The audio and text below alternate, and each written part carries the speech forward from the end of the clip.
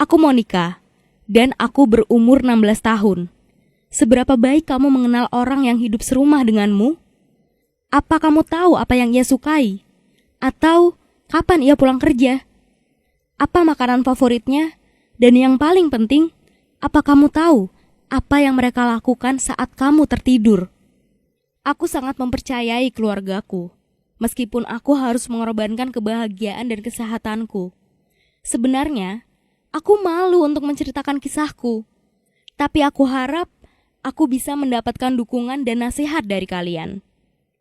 Aku tumbuh besar dengan ayahku. Aku tidak terlalu ingat ibuku. Dia meninggal ketika aku berumur sekitar 4 tahun. Dikit ku ingat, terkadang tangan ibuku terlihat gemetar dan wajahnya terlihat bingung. Aku mempunyai satu ingatan yang jelas tentang ibuku. Suatu hari, tiba-tiba saja ia menjerit histeris dan memberantakkan koleksi boneka ayahku, lalu mulai mematahkan kaki dan kepala boneka-boneka itu. Dia membuat aku dan ayah merasa takut pada waktu itu. Semua itu mungkin terjadi karena penyakitnya yang aku warisi. Aku menjalani pengobatan dan tidak memiliki penderitaan apapun. Aku hanya merasa pusing. Itu pun hanya sekali. Ya. Ayahku memiliki koleksi boneka yang cukup banyak. Dia memiliki ratusan atau bahkan ribuan boneka. Kamu pasti berpikir kan bahwa aku beruntung karena aku memiliki banyak mainan saat aku kecil. Nyatanya, ayah tidak mengizinkanku untuk memegang harta karun itu seinci pun. Terkadang, aku berpikir bahwa ia lebih mencintai boneka-bonekanya dibanding aku. Tapi aku sadar, itu hanyalah rasa cemburu seorang anak. Dia adalah seseorang dan ayah yang hebat. Dia telah menghabiskan banyak uang untuk biaya pengobatanku dan dia juga jago masak.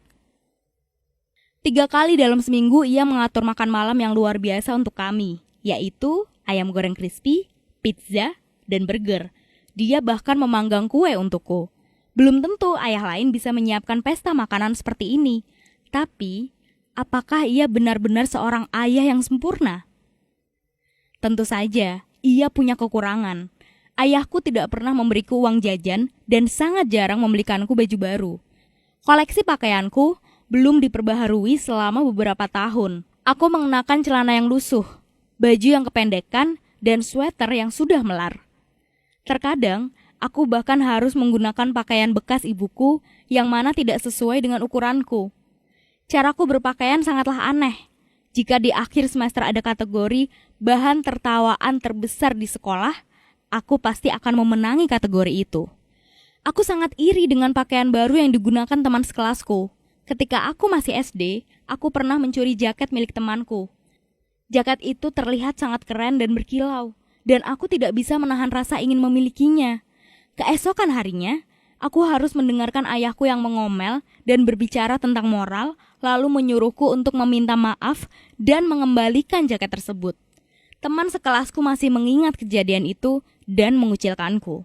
Aku bahkan mendengar bercandaan mereka bahwa kini aku mencuri pakaian dari gelandangan. Sangat lucu. Ngomong-ngomong, karena ayahku sangat pelit, aku tidak punya teman satupun dan sangat diragukan di sekolah. Kadang aku merasa kesal terhadap ayahku. Bagaimana bisa ia menghabiskan banyak uang untuk koleksi bonekanya, tapi tidak membelikanku pakaian yang bagus sama sekali? Apa kurangku? Apakah rambutku terlalu biasa? Apakah aku terlalu cerewet? Aku sangat terganggu atas keberadaan mainan-mainan ini. Boneka ini ada di seluruh penjuru rumah. Beberapa ruangan bahkan hanya diisi oleh boneka tersebut. Bahkan terkadang ada rambut boneka yang masuk ke mulutku dan pita warna-warni di kasurku ketika aku bangun. Betapa bodohnya aku jika saja aku mengetahui apa yang ayahku lakukan padaku. Aku tidak akan merasa iri pada boneka-boneka itu. Terkadang, kita tidak melihat gambaran lengkap dunia. Kita melihat segala sesuatu hanya yang indah-indah saja atau justru sebaliknya. Yang terpenting adalah kita berhenti dan melihat apa yang sebenarnya terjadi. Itulah yang aku tidak ketahui, tapi satu yang ku tahu, aku bisa menjalani hidup dengan cara yang sangat berbeda. Tidak menjadi bagian dari hobi aneh ayahku. Aku mencoba untuk tidak berpikir tentang boneka-boneka itu. Mencoba untuk tidak menangis saat ia membeli rambut palsu atau gaun di pelelangan. Aku terlalu malu untuk minta dibelikan jaket atau kaos baru. Lagi pula, aku memang tidak pergi kemanapun, tidak menonton di bioskop, nongkrong di kafe, atau pergi ke pesta manapun. Setiap kali aku meminta uang, satu-satunya jawaban yang kudapat adalah, "Monica, kamu itu sakit. Kamu bisa pingsan kapanpun. Kamu tidak bisa menjalani kehidupan remaja seperti orang lain." Itu terdengar sangat menyedihkan, tapi aku tahu bahwa ayahku memang benar. Kadang, aku merasa sangat lemah dan pusing. Tanah terasa seperti akan longsor. Dunia terasa berputar seperti komedi putar, dan mulutku terasa kering. Hal ini sering kali terjadi setelah aku selesai makan. Mungkin aku tidak bisa makan terlalu banyak. Aku akan langsung tertidur pulas, dan ketika bangun, aku merasa marah dan membenci penyakit ini. Ayahku selalu berkata kalau hal ini termasuk wajar, karena dulu ibuku juga mengalaminya. Sebab itu, aku harus terus berada di rumah. Sial, aku sangat ingin menghabiskan waktu dengan teman sebaya. Jika saja aku tahu apa yang terjadi di balik prasangka burukku. Aku sangat menyayangi ayahku meskipun ia memiliki kekurangan. Aku tidak memiliki orang lain yang cukup dekat denganku kecuali Tante Lili, adik dari ayah. Mereka memiliki hubungan yang aneh. Tante Lili hanya berbicara kepadaku dan seringkali ia memintaku untuk pindah dan tinggal bersamanya di kota lain. Tapi, mana mungkin aku meninggalkan ayahku yang mengurusku dan jago masak. Aku tidak akan pernah melakukannya. Setidaknya, itulah yang kupikirkan sampai akhirnya terjadi sesuatu yang mengubah hidupku. 6 bulan yang lalu, aku sedang teleponan dengan ayahku. Dan ketika sudah selesai mengobrol, dia lupa untuk mematikan teleponnya. Dan aku mendengar sesuatu yang mengejutkan. Tanpa sadar, ayahku berbisik mengenai rencana kegiatan hari ini. Beli ayam dan bumbu dapur, mereparasi mobil, dan pergi ke toko obat membeli obat penenang untuk Monica. Aku gemetar. Apa itu obat penenang? Aku langsung sadar bahwa aku tidak pernah melihat resep obatku. Ayahku biasanya memberiku beberapa pil saat makan malam dan rencanaku telah matang. Aku akan mengecek apakah ayahku telah berbohong selama ini atau aku yang salah dengar mengenai obat penenang. Mungkin saja jaringan teleponnya bermasalah. Tapi dari lubuk hati yang paling dalam, aku tahu itu bukan aku yang salah dengar ataupun masalah jaringan telepon. Aku memang memiliki penyakit, tapi aku memiliki pendengaran yang luar biasa. Ayahku berencana melakukan sesuatu, dan aku harus menyelidikinya meskipun aku berharap bahwa ini semua hanyalah mimpi buruk atau fantasi yang akan segera berakhir. Dan inilah yang aku lakukan. Aku pulang ke rumah dan berpura-pura tidak mendengar apapun. Selama makan malam, aku menertawai guyonan ayah, membicarakan urusan sekolahku, dan aku berpura-pura mengunyah ayam dan meminum obat dengan air putih. Sepertinya, ayahku tidak mencurigai apapun. Setelah makan malam selesai, aku pergi ke kamarku dan pura-pura tidur. Setengah jam kemudian, ayahku masuk ke kamarku. Aku bisa merasakan jari-jarinya di tubuhku. Ayah mulai membedaki pipiku, memakaikan lipstik di bibirku, dan mewarnai kelopak mataku. Aku tidur dengan gaun tidurku dan gemetar ketakutan. Tiba-tiba, ayah mengangkat kepalaku dan melemparkan sebuah kain ke mukaku. Aku ingin menangis dan berteriak, tapi aku coba untuk menahannya. Aku sudah memikirkan hal terburuk, tapi ternyata ayah memakaikan gaun kepadaku. Badanku terasa gatal karena kain sifonnya. Tapi aku menahannya sekuat mungkin dan tetap pura-pura tidur. Aku memutuskan untuk terus melihat dan merasakan performance sampai akhir. Ayahku mulai memakaikan pita di rambutku sambil berbicara mengenai cuaca hari ini dan kehidupan orang dewasa. Lalu ia menaruh sedikit teh panas di bibirku dan mengoleskan krim kue di wajahku. Untuk pertama kalinya ia berbisik dengan lembut di kupingku. "Kenapa kamu terlihat sangat berantakan? Aku akan mengelapnya dengan tisu basah." Ya Tuhan, ini aneh sekali. Apa aku sedang bermimpi? Pesta teh itu berlangsung selama 2 jam.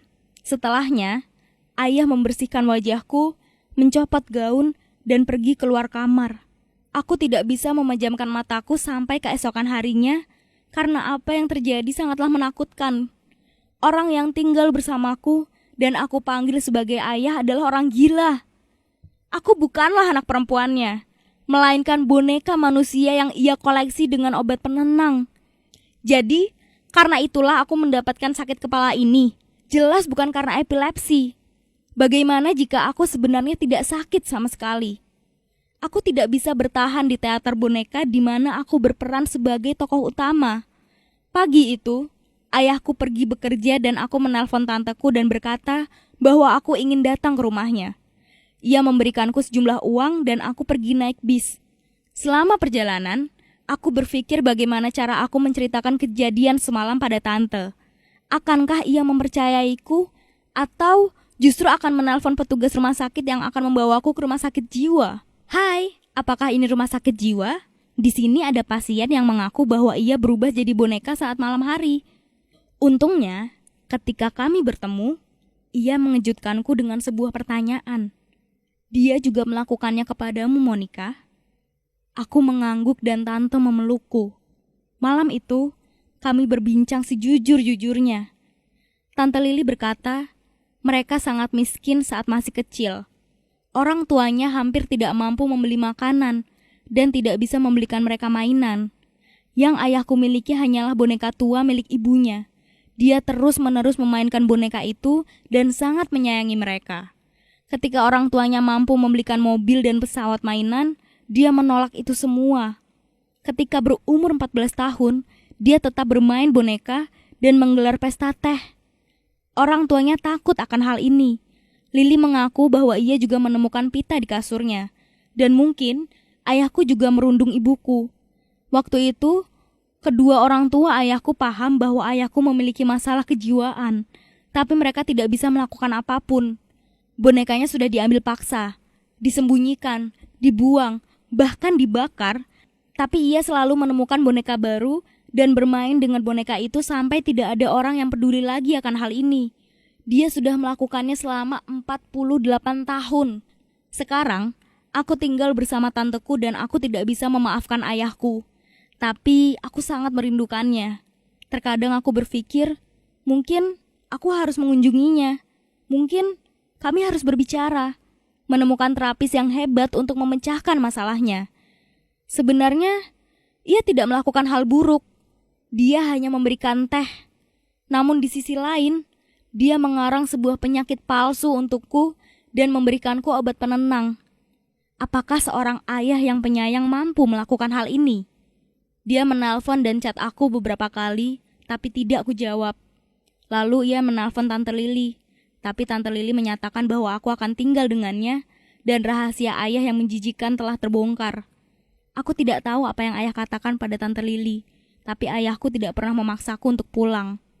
Aku pikir dia hidup dengan senang di dunianya yang kecil bersama boneka-bonekanya, atau mungkin tidak sama sekali. Mungkin susah baginya untuk berkata bahwa ia merindukanku, dan mungkin ia malu. Tapi ayah adalah orang yang paling kusayang. Aku tidak bisa meninggalkannya dalam masalah ini, atau justru aku harus meninggalkannya. Apa yang akan kamu lakukan jika kamu berada di posisiku? Apakah kerabatmu memiliki keanehan? Bagaimana jika kamu hidup dengannya? Tolong berikan aku nasihat. Kamu bisa menuliskannya di kolom komentar. Dan jangan lupa berlangganan channel ini untuk mendengarkan cerita lainnya ya.